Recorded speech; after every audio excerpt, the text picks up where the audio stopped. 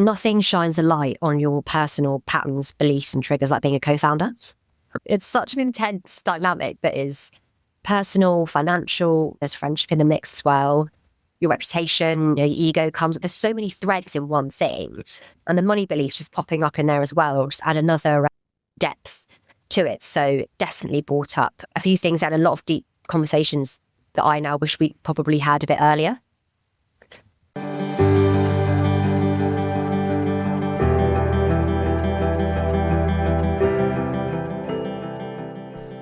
Money is never just about money. It's about who we are, what we've been through, and the systems we live within. And that's what we talk about here on the Money Story Project. I'm Harriet Formby, a chartered accountant, fractional CFO, and trauma-informed finance coach. I work with mission-led business owners who are changing the world for the better. This podcast is not about quick fix finance hacks and the latest gimmick. We invite people to tell their own money stories. We also bring in subject matter experts who share both their lived experience and their professional wisdom, helping us make sense of what we've carried and our path forward. Today I am joined by Nicki Coe, who is a coach for co-founders on a mission to change the stat that 65% of startups fail due to co-founder fallout. Nicki gets her clients in sync as a strong team, sharpening communication, resolving tension, and building the right structure so they can grow successfully without friction. Nicki is also a co-founder herself of branding agency Luna and Lion, so she brings her first-hand experience as a business partner herself. A big welcome to Nicki. Thank you for having me, Harriet. Very excited to be here for this conversation. Likewise, I was really, really thrilled that we got this in the diary. So let's just get into it. What is your story with money? I'm going to open the floor to you to just talk money. Let's go. So I think it's a really, really interesting question. And I was having a think this morning about my money story. Like, how would I start to even tell that story? How big a book would it be? And I actually think that I hadn't even thought about my money story until I started a business. I think I grew up in a lovely home, a lovely family. We always had money when I was young. We went holidays. We lived in a lovely house. We used to do lots of experiences together. So I think, just going right back to the beginning, money for me as a child was something that I really saw as an enabler. It meant that we could do things as a family. We kind of had nice stuff, but money for me as a kid was more about seeing my parents do things with it. So I said we would travel, we would host people. Like, it was something that I saw it as a way to make memories, right? Like, money allows you to do things with people that you love. So I've always seen the reason I want money is the experience and memories with people. But I guess, that also comes to a place of privilege that money was never lacking in my childhood. I think instead, perhaps the beliefs that I got from my childhood were more around that making money is hard. My parents both worked really hard.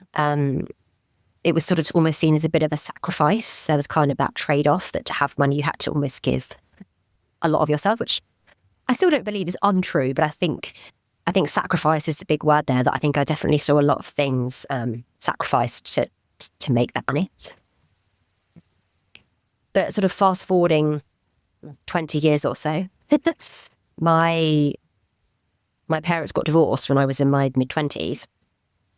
And sort of looking back from just being a teenager to my mid-20s, I definitely saw my parents' relationship with money shift, and therefore mine, in that it definitely became something that was used more of an element of control, potentially.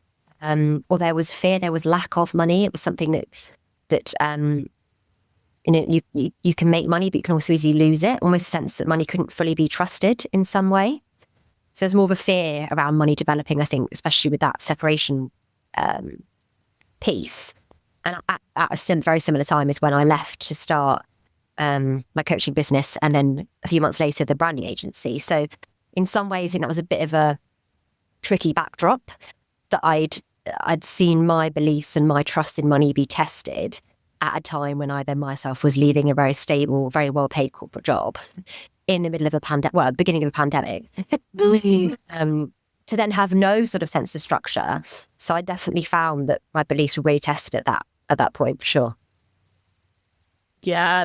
As you tell it, it makes sense, doesn't it? Because you had that, that trust that money was there to give you the experiences and the nice memories and that, and it enabled things, but, had to work for the money. Yeah, it's kind of those life events almost, isn't it? Of, the family unit and your parents divorcing and that changing what, the money dynamics. And then, gosh, yeah, so many people relate to this of, being in a corporate role and then setting up a business and then, finding the world changing again with the pandemic, and it just really gets you questioning almost, doesn't it, what that belief system. And another point you made, which is really kind of interesting, that you don't think about your money story often until you go into, setting up a business. It's not until then that you start to reflect on, and then you sort of realize, I guess, when you set up a business that essentially there are different ways to think of things, because again, business is very different from corporate. So tell us a little bit more about that journey into, being a founder yourself and then a co-founder, or perhaps they were at the same time. I'm not, we'll find out. Yeah. And what it's been like kind of navigating, the next phase and the money story there of money and financial decisions with a co-founder. Yeah, so I always wanted to work for myself. I always wanted to build a business, really for the adventure of it all. It wasn't money motivated, and I sort of generally enjoyed my job. I didn't leave because I hated what I was doing. I was working in advertising in London. It was fun. It was creative. A little bit, what's a nice way to phrase it? A little bit transactional, but it was fun. I always really wanted just to write stories for myself, like always have stories to tell, always look back and think that I, had a life lived, that I'd really done things that had pushed myself and that had been interesting.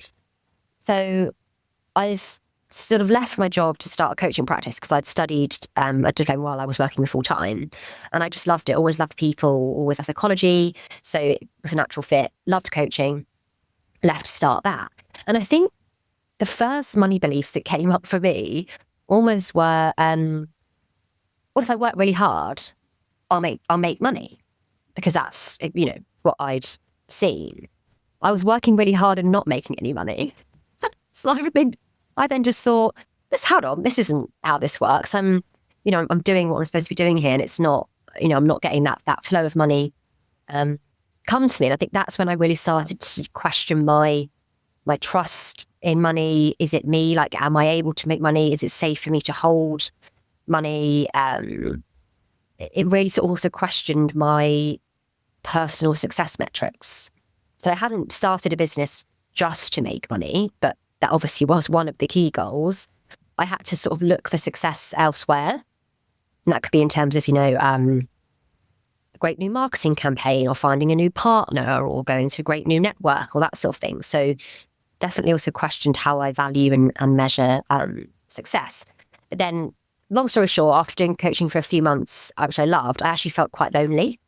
I'd gone from being in a big corporate environment to working on my own, pretty much, with clients. And I really missed that sort of creative advertising, branding brain. So very fortunately, Scarlett and I, who had initially met through a previous job, always talked about starting a business together when we were ready, and stars aligned, and we were. So we started Luna and Lion back in the March of 2020. And again, then it was another layer of those money beliefs coming up. I think I still thought, great, this is a proven model, that there are lots of agencies.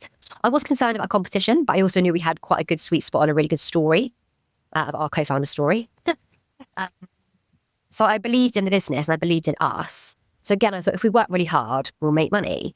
And again, we did, but it just not in the same way. It was just a lot harder than I thought, and definitely challenged my my trust in money is the phrase that come to mind. And I always joke with friends and clients that nothing shines a light on your personal patterns, beliefs, and triggers like being a co-founder, because it's just it's such an intense dynamic that is personal, financial. We're really good friends, me and Scarlett, so there's friendship in the mix as well.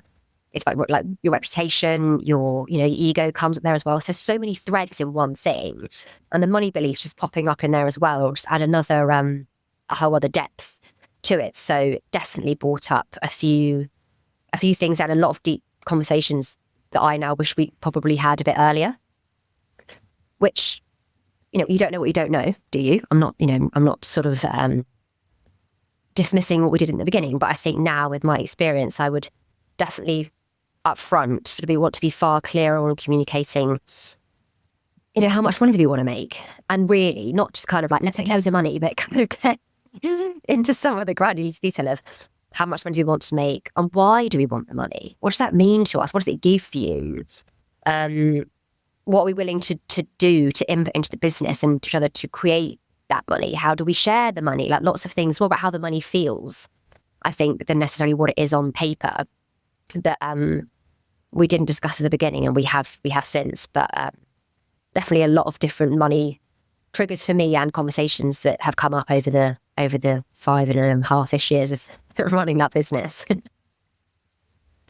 Yeah, and the thing is, like you said there, is you personally were experiencing this change in your money beliefs because you were experiencing, as a lot of people do, the idea of if you work really hard, you'll make the money. And if you're somebody that's really thrived in corporate life, used to making money, gosh, we set up a business and it all just happens. And so often, the thing we hear is actually it takes a lot longer to get going and get the momentum. And at the same time, then you're sort of questioning potentially your own beliefs around money, experiencing lots of different touch points with money, like pricing and cash flow and paying yourself.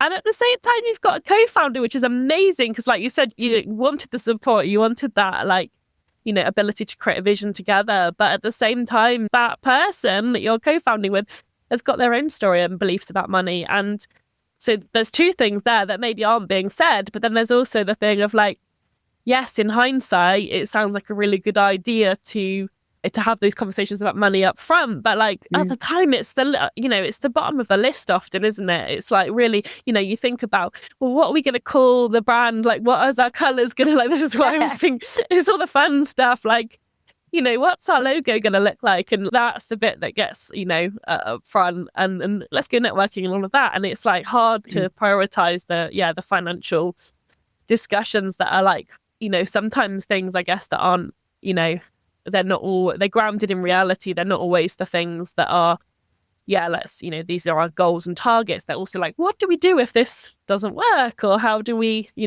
proceed if this or that happens? And I can see it's totally, difficult stuff. But was there anything specific that kind of came up around money and that kind of, your own experience of a co-founder dynamic and decision-making in your own business? A few, there are a few things for me I learned about myself along the way that I was quite surprised about. I guess this isn't fully related, but it is. I'll share it because it's in my head. I think it's important to share.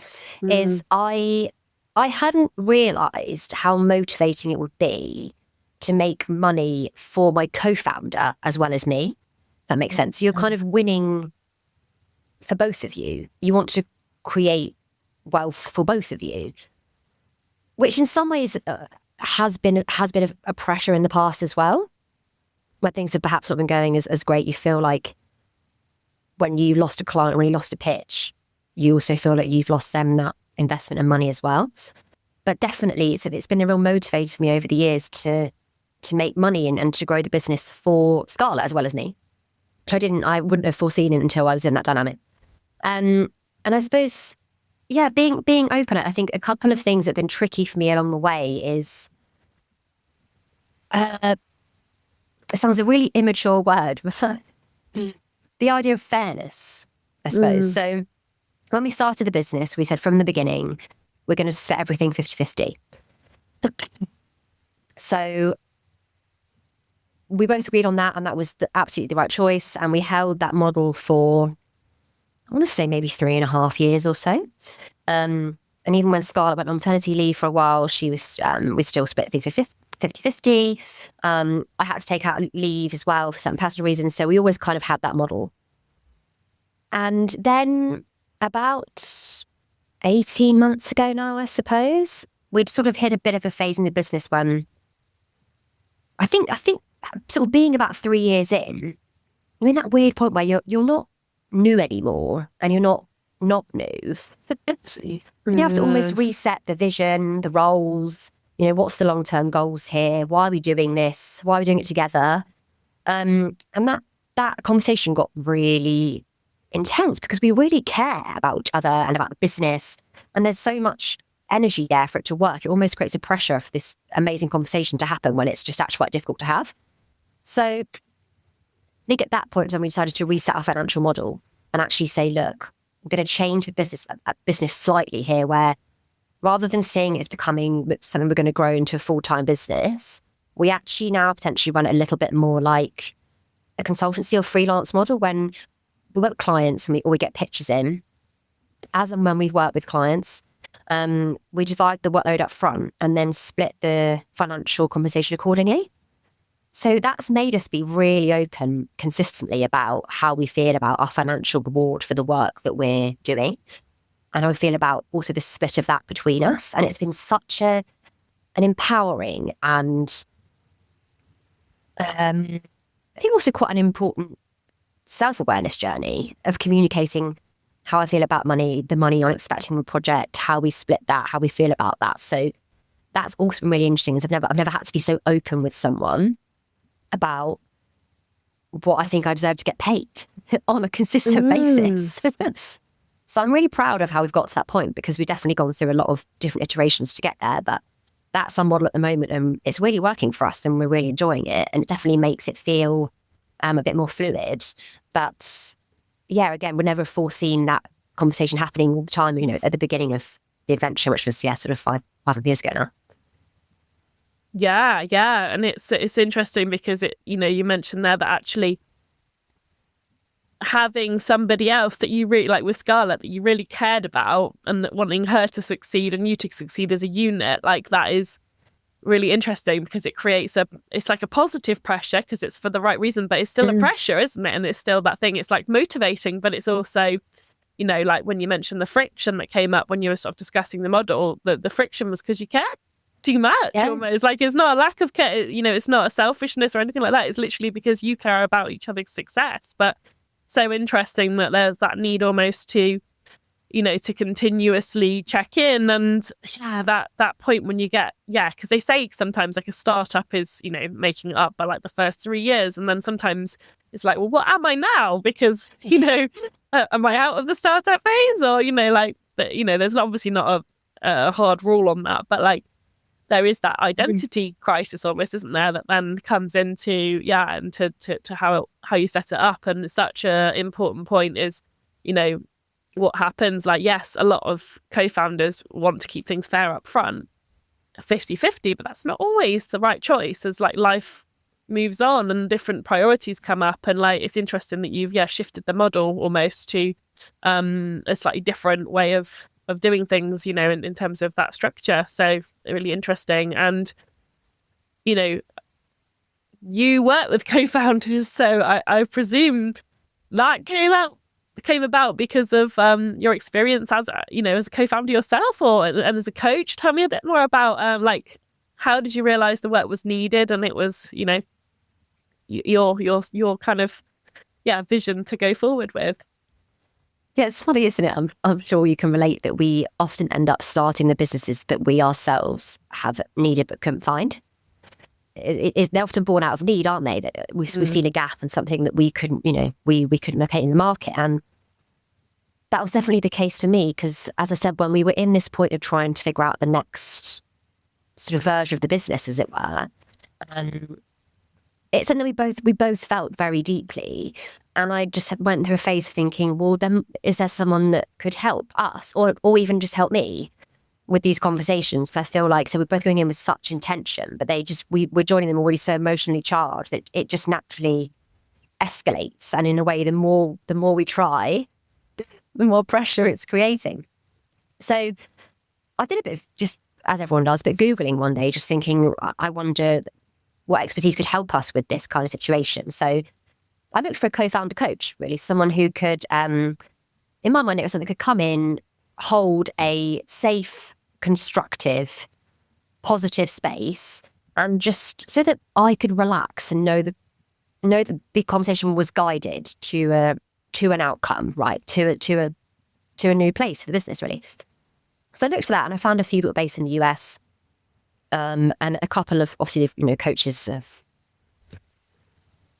coach founding teams and leadership teams. But I really wanted someone who specialised in the co-founder dynamic and either was or had been a co-founder, just for that sense of relatability to that sort of experience. And I couldn't find what I was looking for. So it's one of those light bulb moments where you just think, oh my God, maybe this is what I'm supposed to do. Maybe this is me. So I just pulled the thread and started to do more research, did some interviews with people that I knew, and just said kind of, what are your main co-founder pain points? How do you address those? What kind of support could be really helpful? And it went from there. And I just, yeah, it's funny as I now look back and think, oh, that happened because that now got me here. Yeah. No, it makes sense. And yeah, I mean, the real motivator for me in the end was doing the research, and said, the stat that you shared earlier, which is from Harvard Business Review, that 65% of startups fail because the co-founders fall out. And I just think all of those ideas and missions lost, all of those ideas lost because the co-founding teams didn't have sort of the right, perhaps, sort of support either from the beginning or as they were scaling. Obviously, some teams aren't meant to stay together, and I'm sure we'll cover that. But, there's obviously a lot of that percentage that could have stayed together if they were given the right space to do that. So it comes, the passion for me for this work comes from a personal experience, but also, a bigger point than that. I was just thinking this support isn't provided. It's not talked about till it's too late. It's not discussed until people have broken up and it's been awful. So yeah, it just makes sense to me to optimize the relational and the practical in a partnership. And when those things are in sync, you can just fly. It just makes so much sense. And when they're struggling, you stall. I mean, I've seen it. I've lived it, and it's it's really important to me. Yeah, I love that you went looking for it. This must exist. You were thinking this must exist because I need this thing, and you're like, well, I'm gonna have to create it myself. It's brilliant. Yeah. And I think it's because it's, that statistic is a great one. It's, that I hadn't heard that before until we were talking. But it totally makes sense that actually, yeah, if you can't work in a way that you can keep going in business, if you can't do that, it's obvious. Yeah, it's so obvious that it's gonna stall your startup and your business. And we've seen, we've seen it. We've talked in the business community. We know it's not talked about, but it's like we've now shut the business. But we don't know. Nobody knows always what's going on. Some people will talk about it. Obviously, often it's very confidential. So it's like one of the biggest things that's not talked about. Possibly, it's almost like you can say we ran out of funding. The market's difficult, but to say to come out and say we can't get on anymore, it's just it's not going to be talked about in the same way because it's very personal and that there's a lot of emotion and feeling involved. But actually, if we're not talking about it and we're quietly all having difficulties ourselves, that's so interesting because it's something that could be addressed. It's it's not saying you run out of money, there's a problem with the market, there's a problem with something else. You're just saying we as a team cannot get on together. And yeah, so I think people listening, some people probably be unaware themselves that there is this sort of support out there and such a thing as a co-founder coach exists. So can you tell me a little bit more about what is involved? What stage do would you bring in a co-founder coach? Like, what is it that you get, you would sort of typically work on? Sort of what would the outcomes be of that sort of work, so people can understand a little bit more about that? Oh, such a rich mix of things, Harry. We've got lots to cover here. So I guess if I talk about the phase, so it's a question first. So what stage of business?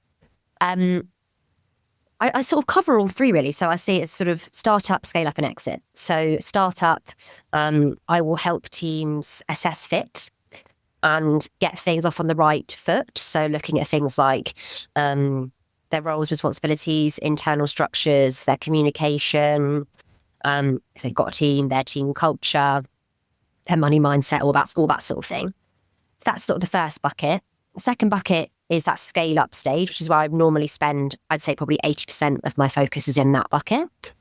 And that tends to be, obviously it's their scale up, so there's momentum there, but there's almost it's that idea where the business has evolved and the partnership hasn't caught up. So there's a bit of a mismatch as to where the business is and the partnership they're actually, sort of delivering and living day to day.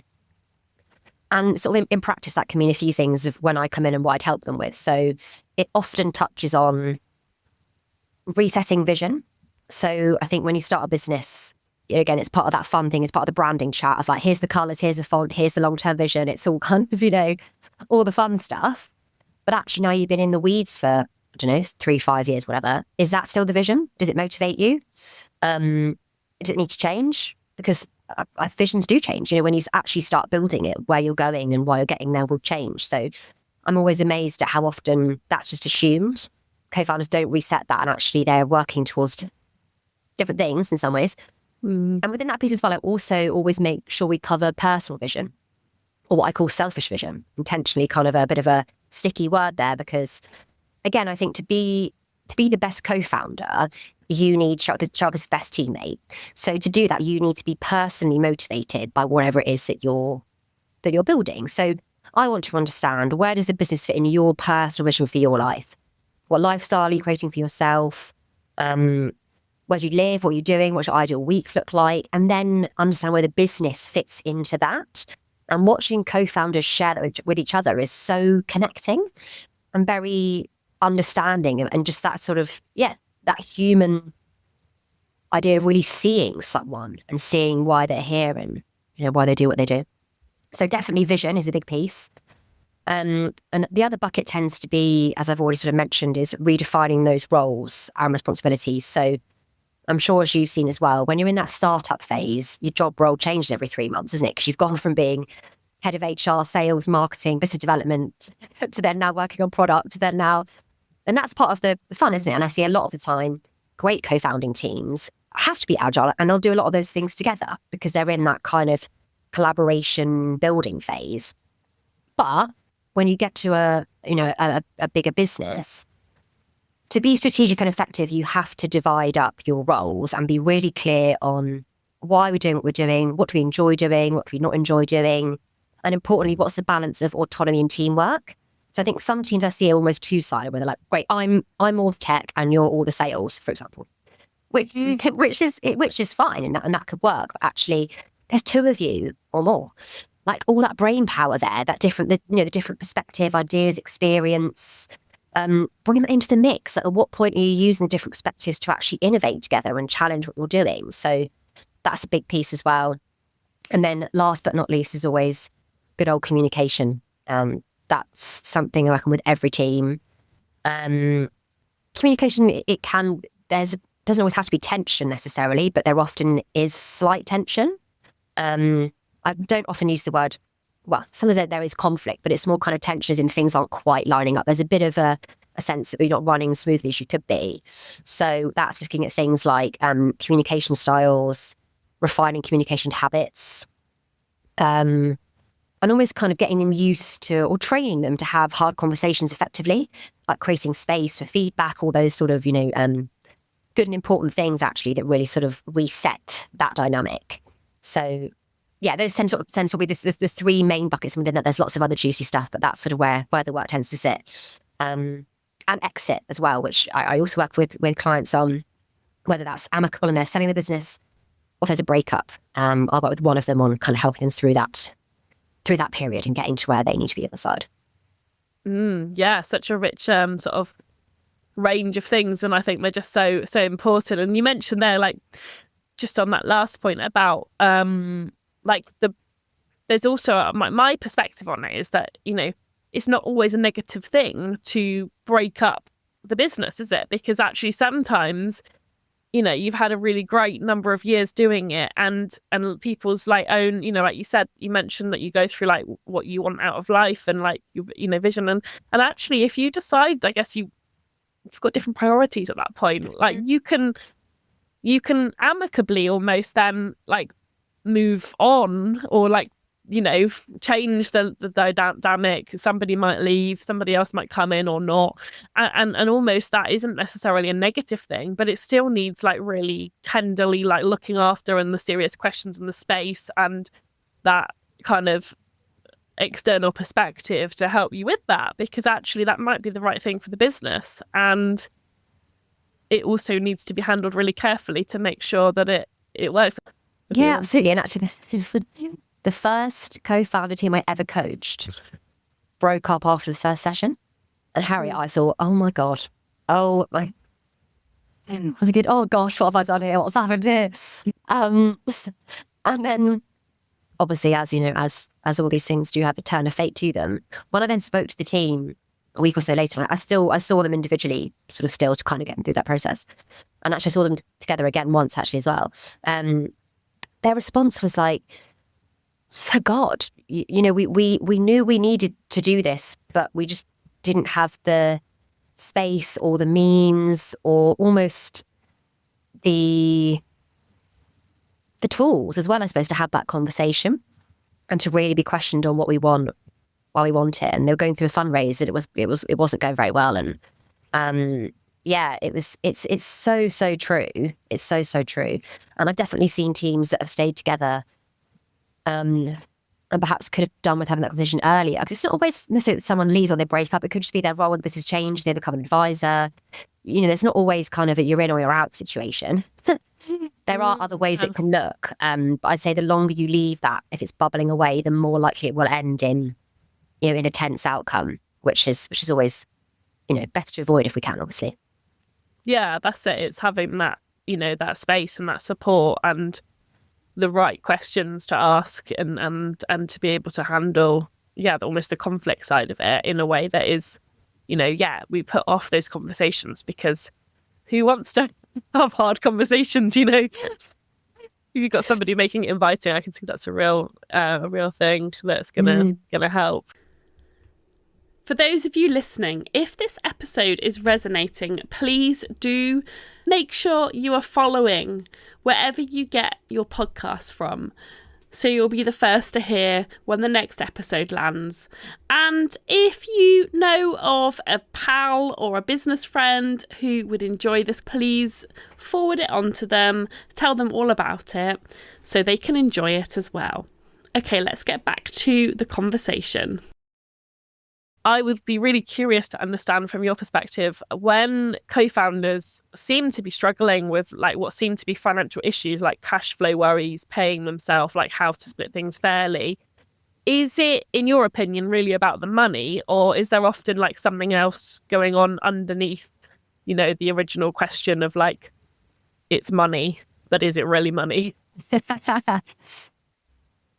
In my experience, it's often both. I feel like being a founder does come with practical, you know, material money stresses, right? If you currently can't make payroll next week, that is that's a real life pressure. That's a real life external stress. But what I see isn't discussed always between co-founder teams is what that then triggers internally. So if we can't make payroll, that's a real problem. How do we address that as a team? That's the conversation that's had, but it's not then necessarily gone into, and how do you feel about that? And how do we manage that together? Because, I mean, founders themselves are an interesting breed of people, aren't they? There's definitely, so it's being very, very, very generalistic here, but there's often with founders in some cases that are, you know, such a motivation to build, to create, and if that isn't somehow questioned or put under stress, you know, that can trigger lots of things. I think especially when it comes to money as well, because it's a very loose theme again, but just to illustrate the point, I think as well a lot of founders are carrying some sort of belief that they have something to prove, whether it's to themselves, to a parent, to someone at school, to an old teacher, to whoever. There's something to prove. And money is a very black and white way to prove that you've had success. Whether you've done it, that you've got there. So I think when that is questioned or when that is at risk, it does bring up those sort of internal fears and worries and doubts of, you know, really the bottom line, I'll speak from my own experience here, is of my own money beliefs is, am I good enough? Am I good enough for this? Am I going to do this? Am I the right person to do this? And I think speaking from my own personal experience as a founder, it definitely I'm still working on those fears that come up now. And I see a downward month in my income, or when there's an unexpected bill that comes up that feels like a bit of a stretch for me with the business, the fears that come up for me that are prompted it comes down to really, am I good enough? Am I good enough for this? Do I deserve this? And obviously those are perhaps, you know, a layer even deeper than just about money, but they definitely connect to money for me. So I definitely think it's money troubles are a real fast track just to triggering some of those beliefs that really underlie a lot of that co-founder tension. So as I said, going back to, you know, how I'd approach it is always about, okay, this is the financial concern that's happening. Not just what do we do about it, but why? What does that bring up for you? What can I learn from this about my money beliefs and my money patterns? And importantly then, it's about taking responsibility and doing the individual work. You know, owning that pattern and saying, right, okay, I'm feeling a little bit put out here because this has come up for me. I see that and I'm going to put in the work to address it, to talk about it. And not only is that really important for your own self-development, but it can be hugely connecting, empowering, enlightening for that co-founder relationship as well, to actually have that shared conversation. And be in a partnership where you feel safe to say when you're feeling stressed about money and why. It's really important. Such a big one there. And there's that really obvious example of, like, you know, we're really worried about money because there's a huge issue and we've got staff to pay and we're not sure if we can make it.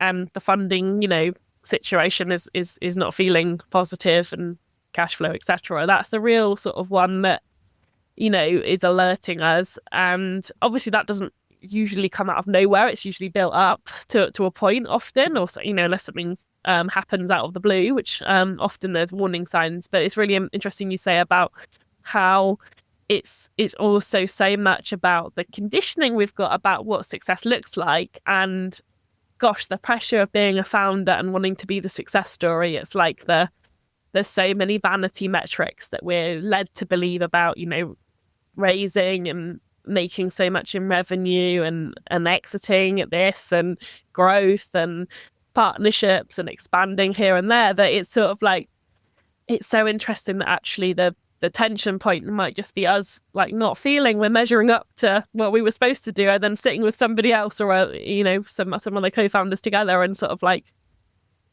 kind of verbalizing that.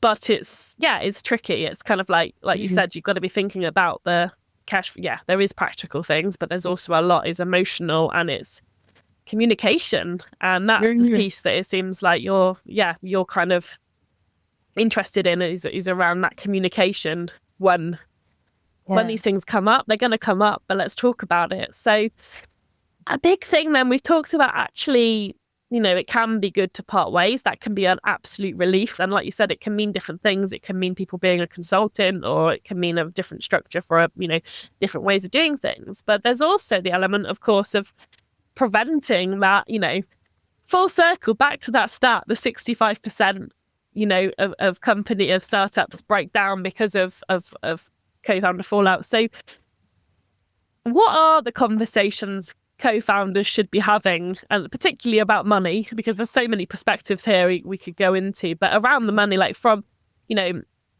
to prevent this, to prevent being one of the 65% stats, basically, and and when should they be having those conversations?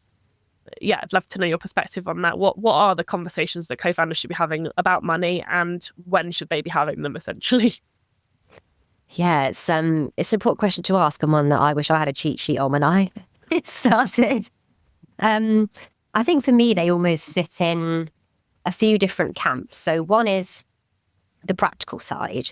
So really things like, how much money do you want to make from this business? So now, short term, medium term, long term. And importantly then, sort of underneath some of the practical questions, which I'll expand in a minute, but underneath those practical questions are the interpersonal and the personal reflection questions of, why do I want that money? Again, why do I want it? It could also still be there's something to prove, but what does it give for me personally? What will I do with that money? What does it open up for me? What does the money mean to me? Just covers a whole other level of understanding, motivation, connection, and self-awareness as well.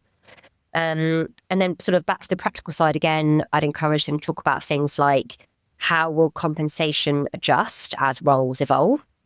Are you both going, is it 50-50 up front? Is one of you going full-time first? One of you going part-time? What are the milestones? What needs to happen for that model to change? As you've mentioned already, what are our other success metrics? So yes, that money's in the mix, but how else do we measure our success and share that together? Other things, perhaps more forward-facing as well. So how do you handle financial uncertainty? I naturally have quite a high appetite for financial risk, or just risk generally.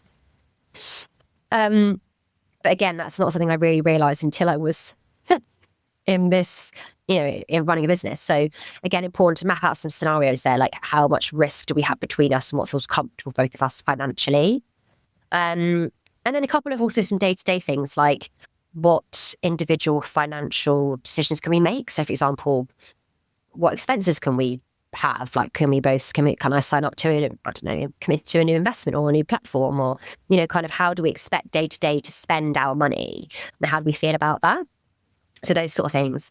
And I encourage sort of a bit of a routine of these checkpoints. So monthly, I always really encourage a joint financial meeting about more of the numbers side. So, like the cash flow, spending, the runway, the financial commitments for the next month. I think it's important for co-founders to get comfortable talking about day-to-day money, just to connect over it, right? Because it matters. So having that time. Roughly every sort of 6 to 12 months, depending on where the business stage is at. Compensation individually, like how you both think up what you get from the business personally.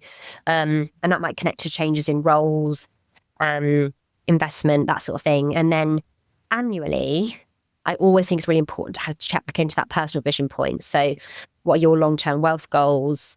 Any exit expectations as well, sort of some of that bigger picture thinking. And then where I think there's space to make these conversations fun. It's like creative, right? It's talking about money. It can be fun. It doesn't always have to be serious. I encourage those sort of bigger picture meetings to be somewhere like outside or a different environment. Don't just sit in the office, by the coffee machine. Go out, or go and have a meeting where you'd want to have that meeting in 5 years' time, whatever. If you've hit those goals, where would you go for that meeting together? Think about it being something that's creative and connecting. I think a lot of time we can default to worrying about financial conversations with our business partner when actually, they can be fun. So trying to bring that side of it as well definitely is important. Yeah. So I always say, sometimes when you think about having a conversation about money or even getting into money, we can create a picture in our mind that it's going to be really stressful and it's going to maybe show us things that we didn't want to see. But it almost never proves right. It's always better than it looks, even if, because our brains kind of tell us the worst case scenario often if we're in that sort of spiral, and actually then looking at it is often not as bad as you thought.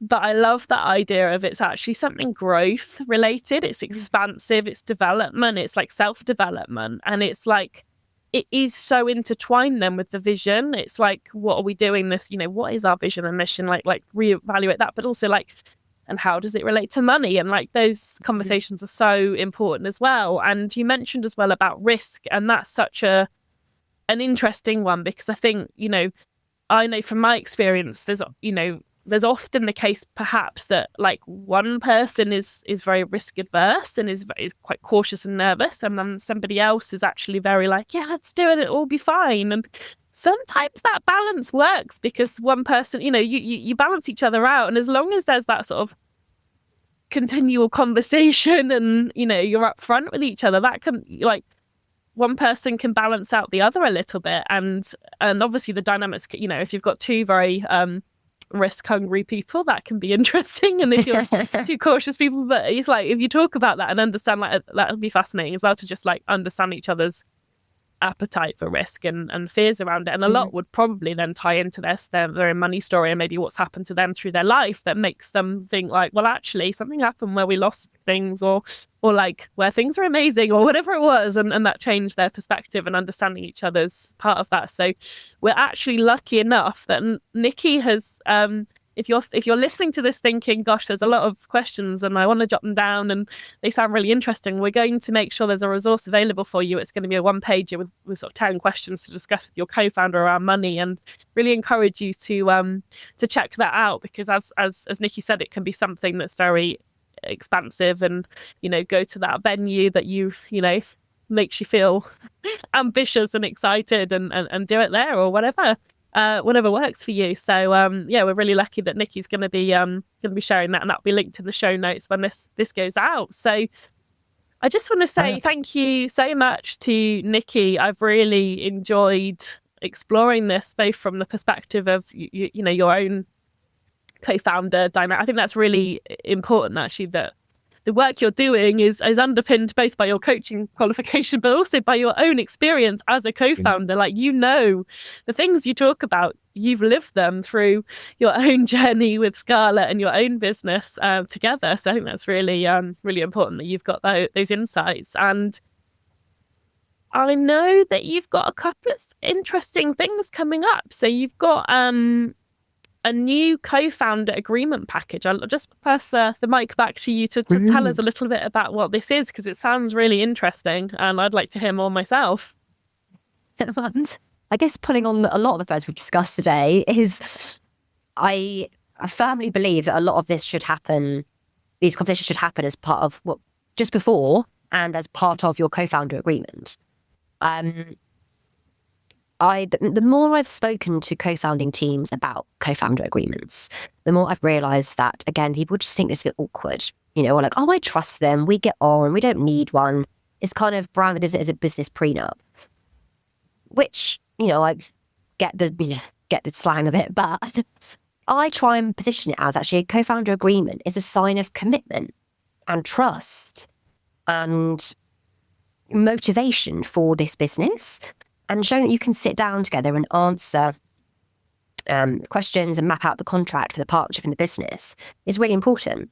And what I found the challenge was, though, is the contract templates I could find online or through lawyers that I know didn't cover any of the relational conversations or contracting. And obviously that's a huge part of the business. So what I've done is I've worked with the fantastic Egbe Manton to create a relational and a legal contracting piece. So within the package, you get a full coaching guide from me that covers all the things to discuss together before you commit to the business. So questions to ask each other, exercises to go through together, making sure you fully tested the dynamic, that sort of thing. And then you get a fully customizable legal template to actually then include the sort of business legals as well as some of the relational pieces. Because for me, I think if you're missing that relational discussion and contracting piece, then you're only sort of seeing half of the picture, as it were. So yeah, it's only a few months old, but had a really good response. I'm really excited to see where it goes, because I think it's really important to have both those pieces covered. Yeah, that sounds really, really important. And like, I totally resonate, because, I'll encourage co-founders to look at, particularly it's often around the documentation needed for company's house. But of course, that doesn't cover the relational aspects. It's very dry. It's very much the legal and the company law side of things. And actually, this is such an important thing to have for yourselves and to keep, updating. So I think that's definitely one to check out. And gosh, I just clicked on it myself, and you can go and do it straight away. It's available there on the link. So excellent. So if you want to check out, obviously follow in the show notes, but otherwise it's nickicoe.com, the website, which is Nicki, Coe is Coe. And of course, Nicki's also very active on LinkedIn, so you go check her out there as well. She does some really great posts all around co-founder things. So thank you so much, Nicki. Thank you, Harriet. What a great conversation. I could discuss money and co-founders all day. But yeah, no, thank you. I think we've covered all the main points there, and I really hope from that people get some key questions to ask each other and things to think about for their current and sort of future potential partnerships. And I feel like I was just thinking then back to the conversation, and I feel like this connects to a bigger theme of where even if co-founders are aware of their money patterns, it's just not something as a society that we're really used to discussing. Generally, isn't it? People aren't very open about money. So I feel like there's so much more benefit to be had as well, that if co-founders, if you can start to explore it more and more in that context, I know that clients have seen a ripple effect. Communication generally, but also then talk about money to friends and family. And there's so much value to be unlocked there when those conversations can be more open and connected and vulnerable. So I hope, obviously the lens we're discussing of business partners is important, but I really believe it has ripple effects beyond that as well. If you put in the work to have those conversations more openly. That's such a good point, and sort of modeling it for people around you. And I think if you were to sort of, talk at a business event, for example, with other co-founders and founders and said, well, actually, we had a discussion about this, this thing, and this is what we've got, and we decided to do whatever, have an agreement, etc.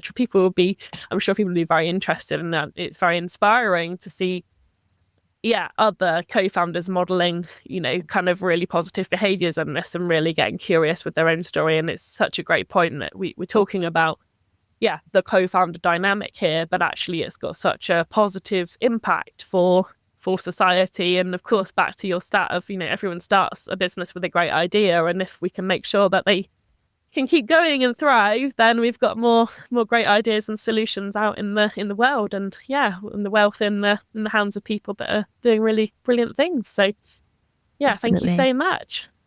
Thank you. Lovely to chat to you, Harriet. Thanks for having me. You've been listening to the Money Story Project podcast with me, Harriet Formby. If you've enjoyed the episode, please follow the show, share it with someone who might want to have a listen, and if you can, leave a review. In the show notes, you'll find links to connect with our guests and to learn more about the project itself.